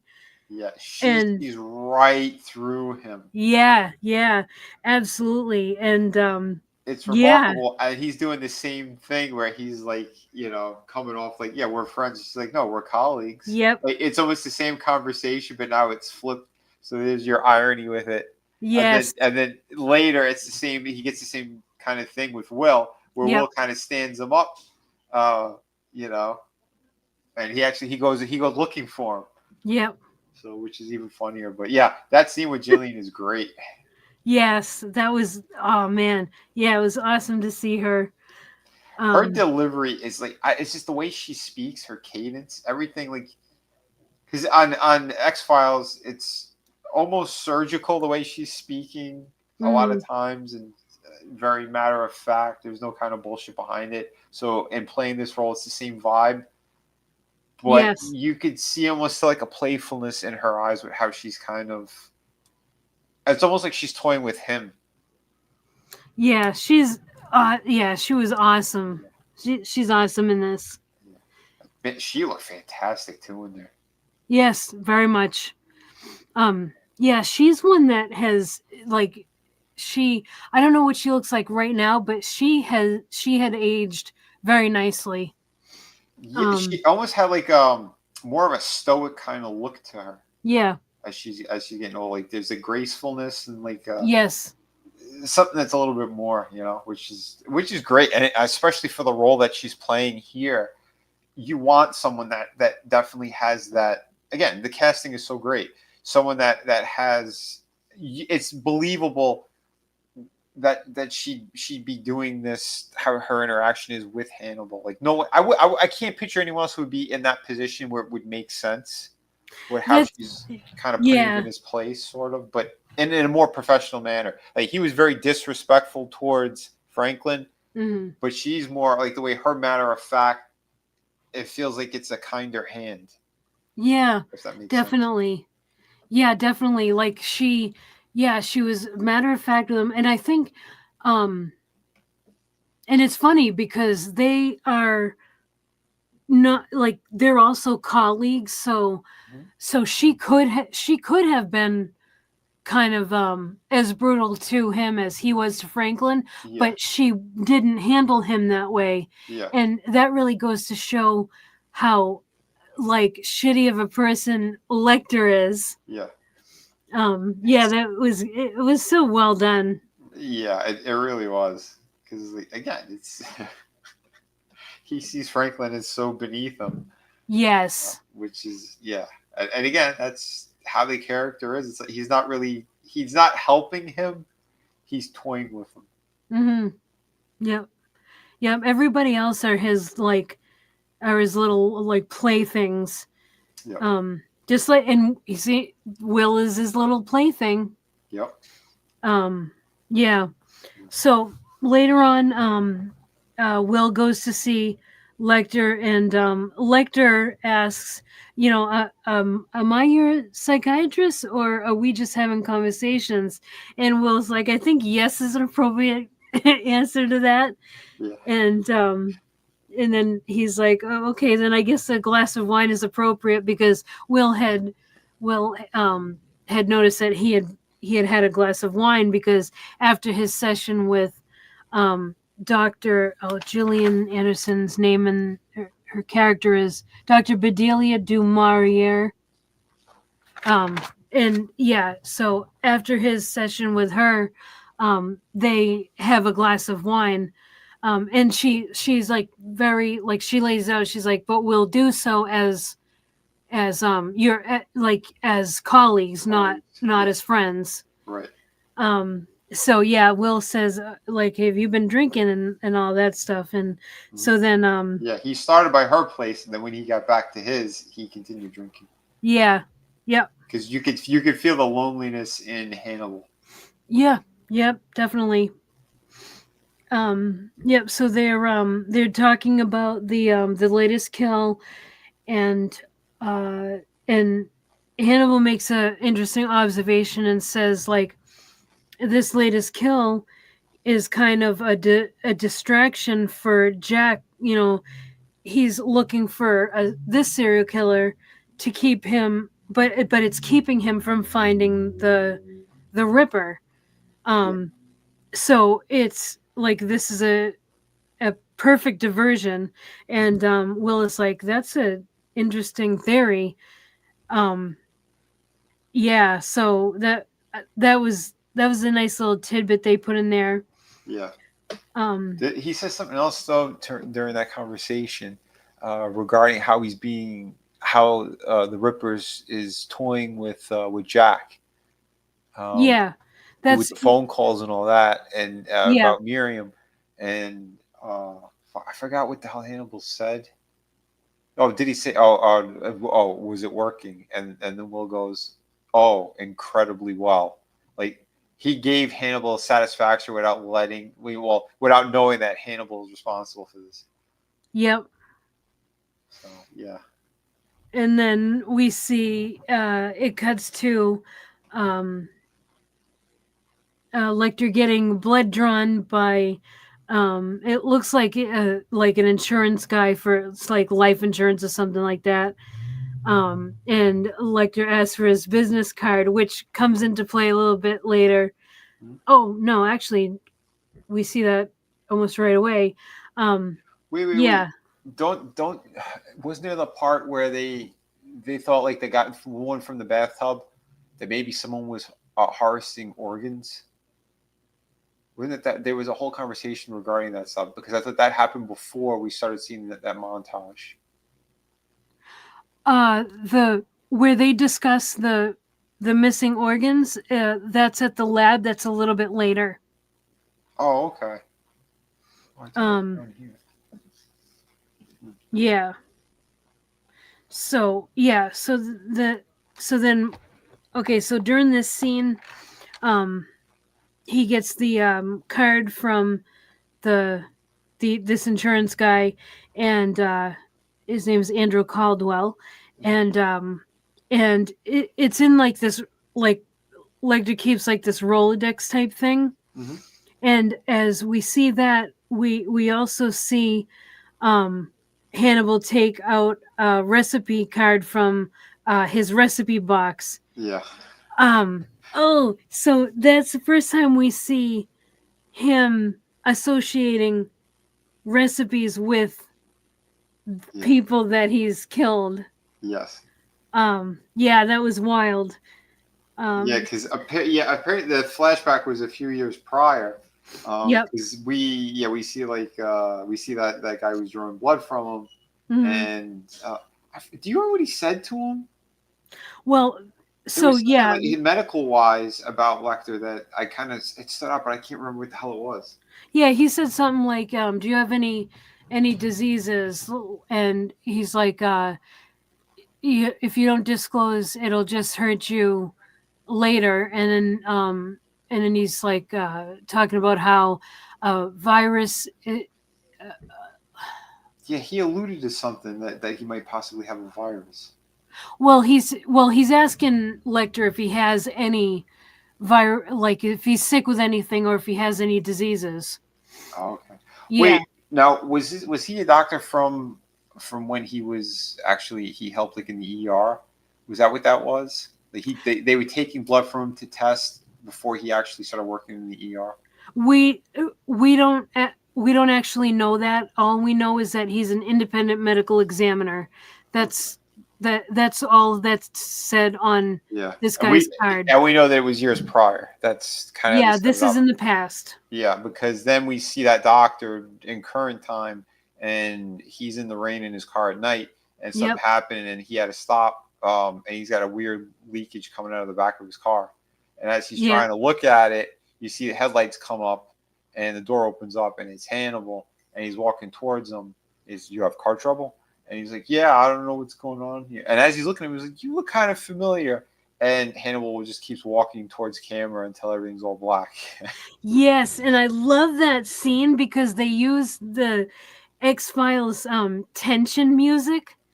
That Okay, there's yeah, yeah. yeah, there's like this like strings that they use for like when something is like weird or tense in the X Files, and they use that. And the way that they had Lecter walk up to Caldwell, like he kind of walks up to him off, like he goes like past the camera. Yep. That was very X Files. So Uh, yeah, that was awesome. Excellent stuff. So then we see we see Andrew Caldwell's body in the lab, and we see that we find out that his heart, I mean his his heart and kidney has been taken, and the lab techs are discussing the similarities between the Ripper kills and the harvesting of the organs, and how it kind of lines up with the current killer's MO. And that's when Zeller suggests that this current killer is disguising his work to make it look like the Ripper, Hmm. or vice versa. The Ripper is doing that to make himself look like the current killer, like Right. basically saying like this could be a like this is a Yeah. diversion. Someone's copying somebody here. Yes, yes. And then meanwhile, we see as he's saying this, we see Lecter preparing a heart for a meal, and then it cuts back to Will saying that the Ripper's techniques, his technique hides the true nature of his crimes, how he's methodical, and it's a performance. And as he's doing this, it cuts to Hannibal preparing the food, and Uh-huh. he's making it look beautiful, like it's methodical and it's a performance. Yep. I love how they do that. Yeah, because And Amanda Plummer, she had said that too in the beginning of the episode.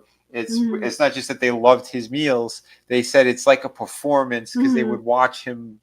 Like he'd prepare most of his meal, but then he would cook in front of them basically and finish off the meal. Preparation for them, and it was yeah, it was like a theater. They loved it. yeah, yeah. And then as we're watching Hannibal prepare this food, we see him say, "I've been unspeakably rude." And he says, "I haven't offered you a drink." And then it pans, and we see that Alana, Dr. Bloom, is there, and they start talking, and she's like, "I prefer beer," and he like makes his own beer, and she's like, "I detect certain flavor." I can't remember what she said, and she's like, "What else do I detect in it?" And I'm like, "Oh man, no." Yeah, and Uh, he's like, I will only answer yes or no. yes, I was like, yeah. oh shit. And yeah, so they're talking, and somehow it goes to like she's talking about the current situation, like with the will, and how Jack is kind of like obsessed with everything, like catching the Ripper and everything, and is using Will and everything, Hmm. and and like just says, "Why didn't we have an affair when everybody thought we were having an affair?" And she's like, Will does the same thing. He does like that flirtatious diversion.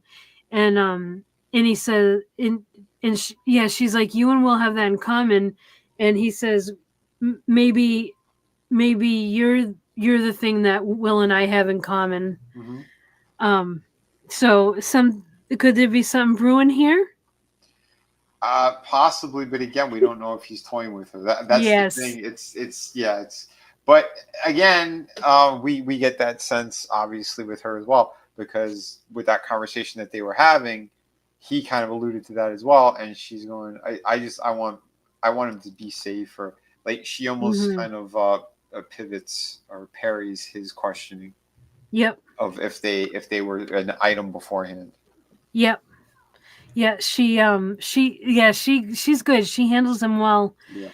And then it cuts to Jack at the lab. This was wild.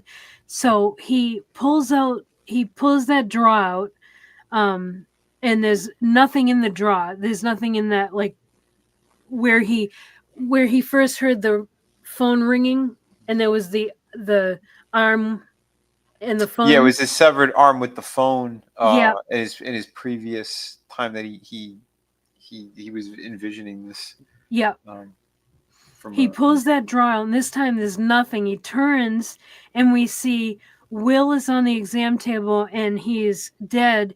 He sits up, and we see his arm cut off, like between his shoulder and his elbow, Mhm, and he's got that Y incision on his chest. So he's kind of like a zombie, mhm. and yeah. That was So there, crazy. so What did he Jack is say to having him? visions now. Yeah, I forgot what he said to him. But basically, yeah, Jack is he's seeing what he had done wrong since Hmm. Miriam. He's responsible for Miriam Yep. dying. He's now his guilt is getting to him that he might be putting Will in the same situation. Yep. So I'm glad that like you could see like the human side of him is coming out, even if it is in like a fucked up vision. Yes, absolutely. Um, and then it cuts to, we see Hannibal getting a recipe. We see the Rolodex of business cards, and then he prepares a meal. Yeah. So it'll Um, be like what was it, lamb's brains, and then like someone's missing their brain, and yes, he's prepared like the lungs, the kidneys. Uh, yes, so and then yeah, and they get to that point where you see them in trying to figure out what the hell is this guy doing. He goes, it's organ harvesting for sure. Uh, yes. Oh yeah, yeah. They start listing all the organs, and yeah, one of them's like a spleen. Who takes a spleen? yeah. What is Um, he making sausages? yes, yes. Zeller goes, "What?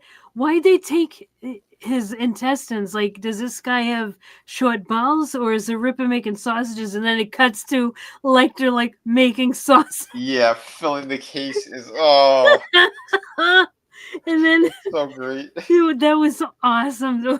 Like disgusting, but awesome Yeah. because this is very interesting the way the show does it. So, um, this like they treat this as if it's just meat Hmm. and he's just preparing meals, but it makes it extra grotesque because we know that these are his kills. Yep.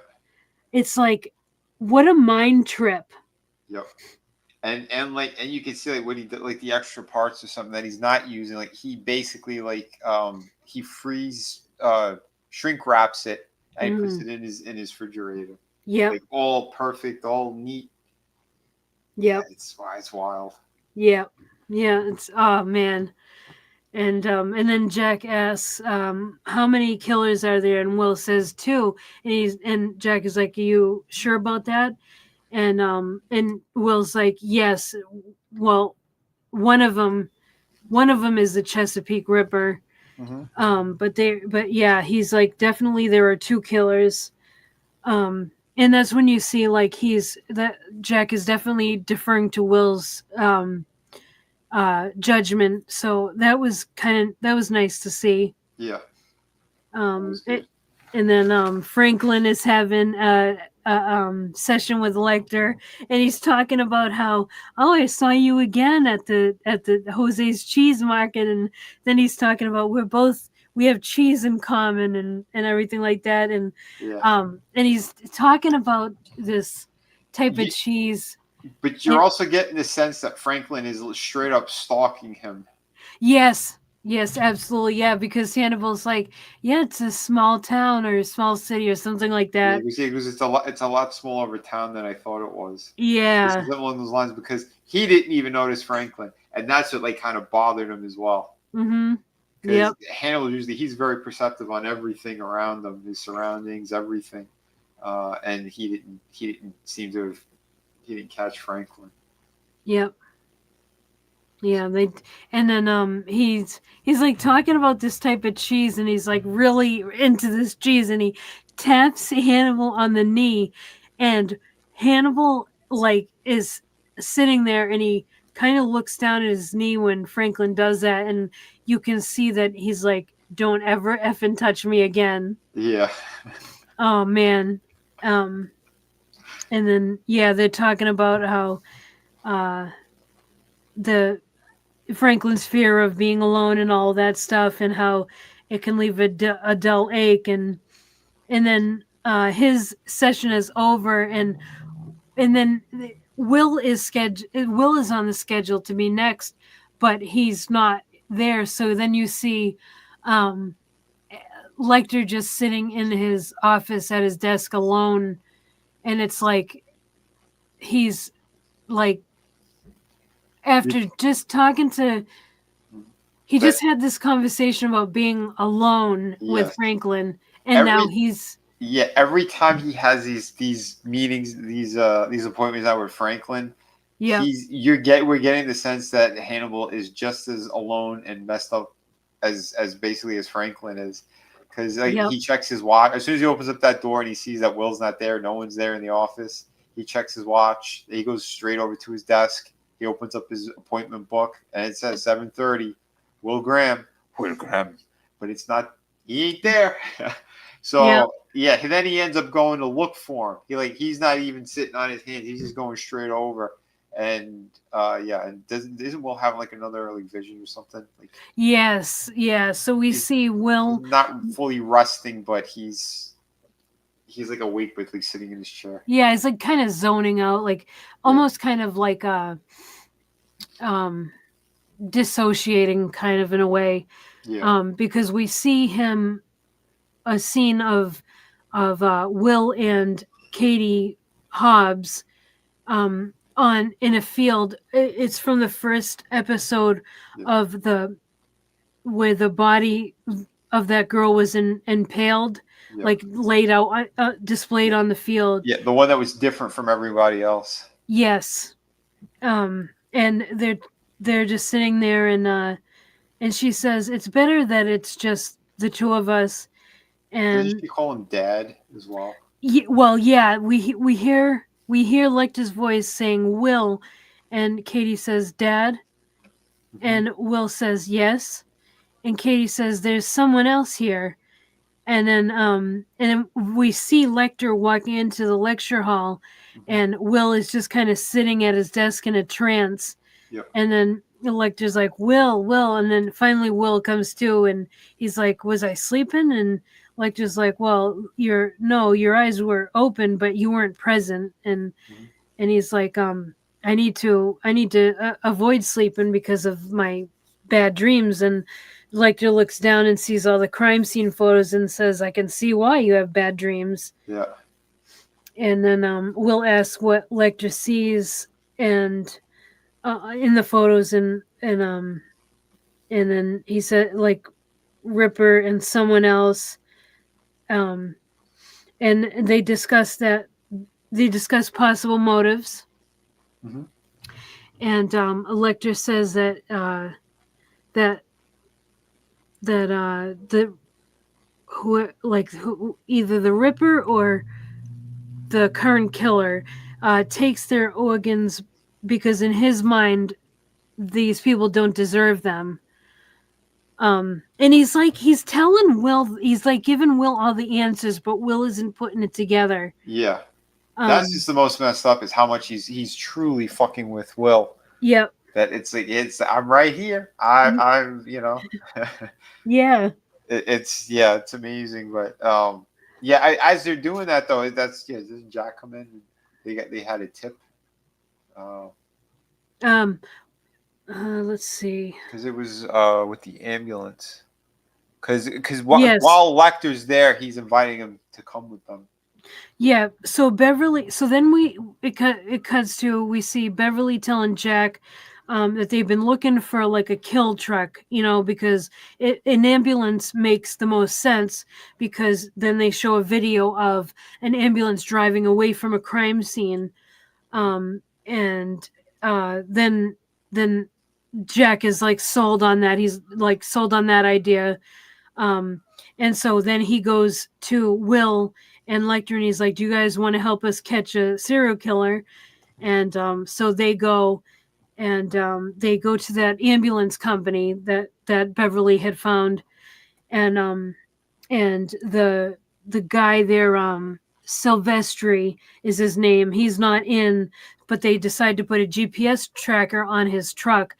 Uh, and so then they end up they do that. That's successful. Then we see them the the FBI guy, all the FBI guys, Will, Jack, all of them, Hmm. and SWAT. They're like they're heading towards the place where the ambulance is. Um, and there's a guy in the back with a body, and he's got like you can tell he's doing something. And Jack is like, get out, step away from the body, and all that stuff. And the guy is like, I can't, if I do that, he'll die. And he's like, Lecter, can you, tell us what the situation is? Like, can you help out? And so then we see he goes, like, Lecter goes in, he's like, I can stop the bleeding. And as he's doing that, they get Silvestri out. Jack does, but Will is watching Lecter work on the body, and it seems like it's starting to click with Will, Yeah. because he just locks eyes, and he's just really staring at Lecter doing this. Yeah. And then By the the way, another fun fact: Silvestri. That name is a throwback to Alan Silvestri, the composer, and he's done some of the music in Red Dragon. Oh, cool. Hmm. Oh, So I that's said, awesome. there's all these little cool Easter eggs and things all over the place. I love that. Yeah, so good. I love that. Yeah, so that's over, and we see Lecter preparing a meal because that's like all he does. Hmm. And Will is there, and Lecter is like, offering him to stay, and Will's like, I don't think I'll be very good company, and and then he asks like, why did you stop practicing medicine? And Hannibal says, because I killed someone. And then he elaborates like someone actually like died while he was, in the ER, and he was like, that was like too much for me. And so he transferred his love of medicine to psychiatry. And the And culinary arts. yeah, yeah, and yeah, so then Will leaves to go meet up with Jack, and It was Jack is, it was a good moment too, like how they kind of they broke down those lines and stuff yes, regarding that, because he goes, yeah, yep, because he goes, now they're already dead or whatever, like the way that he kind of did it, like because he goes, I technically I didn't murder, you know, yeah, those people, but they died on my watch kind of thing. And that's yep, what bothered him. And you could see like it's almost like that fake humanity that he's putting out there because Will is like, yeah, like, that makes sense. And like, oh, it's like sad to hear, kind of like you almost see it on his face. Someone mm-hmm, who, again, the two extremes are great. The one who has no empathy whatsoever, and the other one that is like over, yep, like yeah, it's like overcompensating with all that. Yeah, it's wild. yeah, yeah, it's awesome.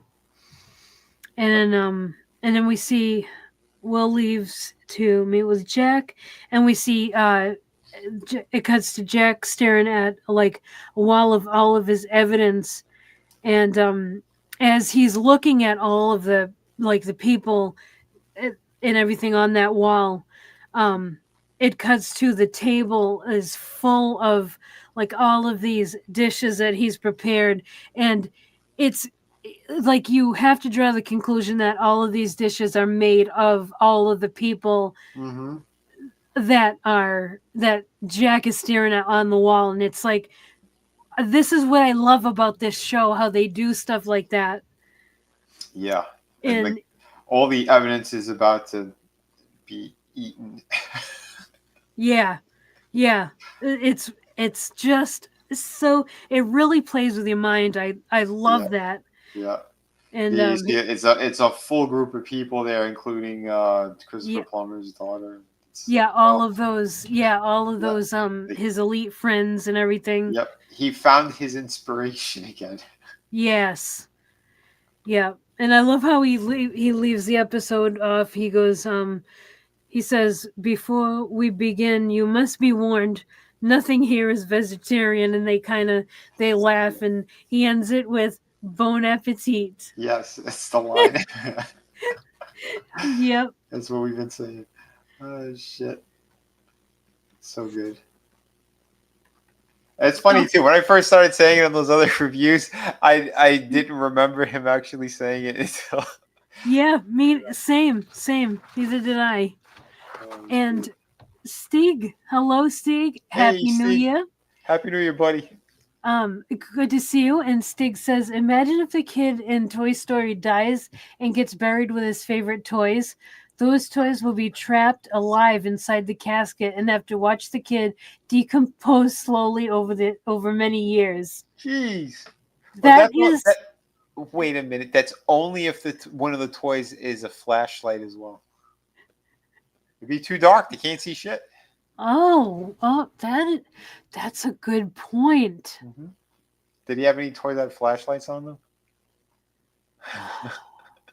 Well, Buzz Lightyear has the lights that, He's got sound effects and lights, yeah. but those batteries are gonna die. Oh, for sure.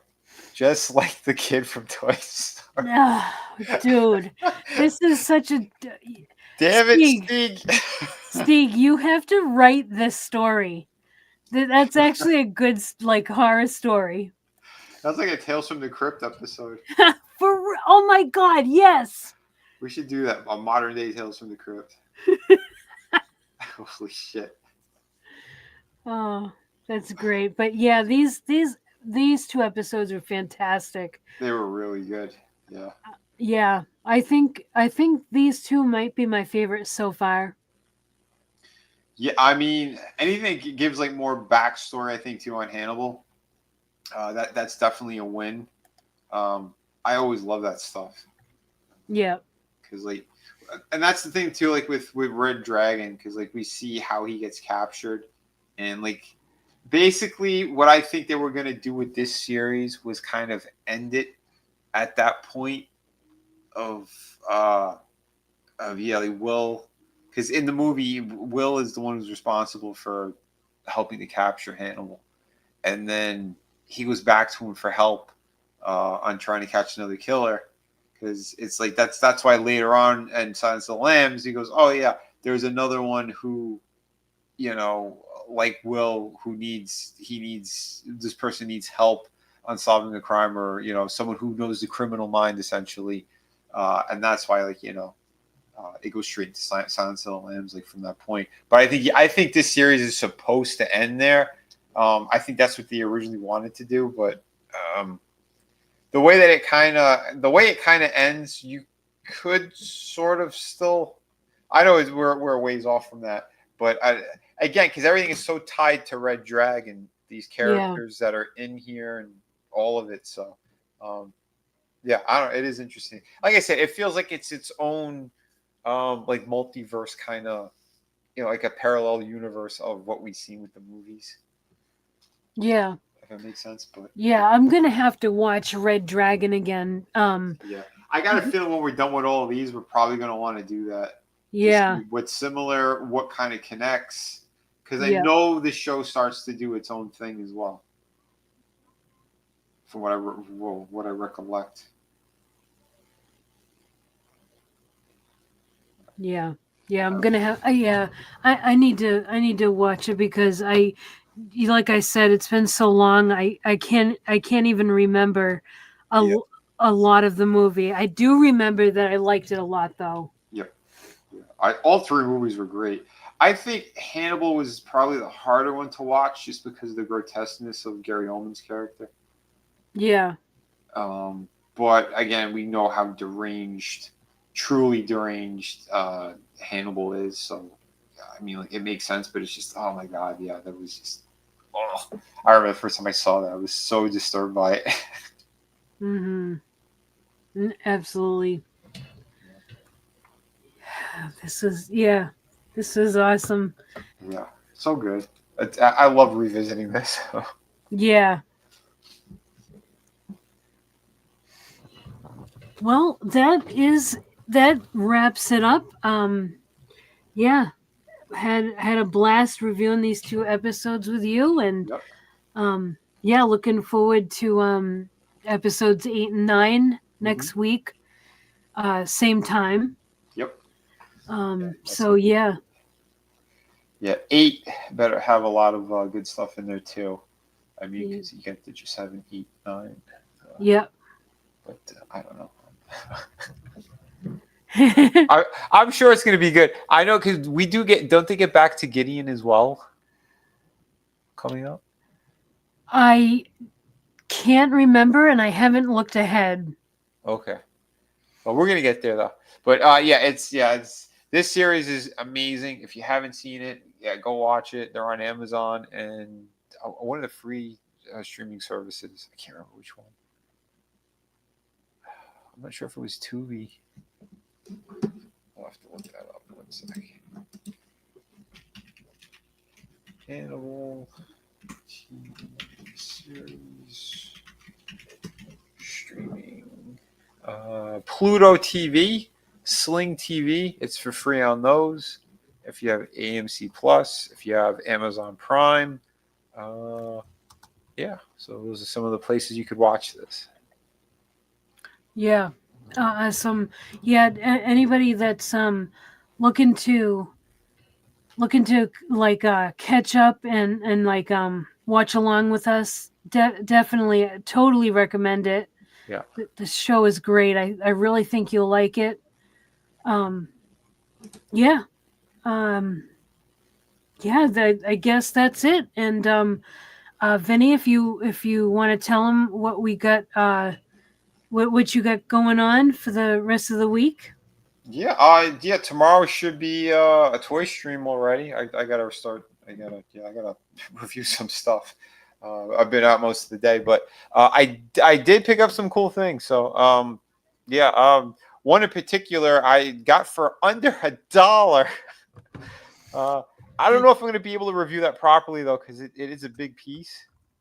Um, I don't know. I'll see if I don't do it for tomorrow. Because I got a couple other things lined up right before it. But yeah, we'll be doing a toy stream on Tommy's channel, my channel, and streaming on my X. And then we'll do the Friday Underground stream, which will hit some more of the crazy stuff of this week. And then back on Sunday, we are continuing the review of Arcane season 2.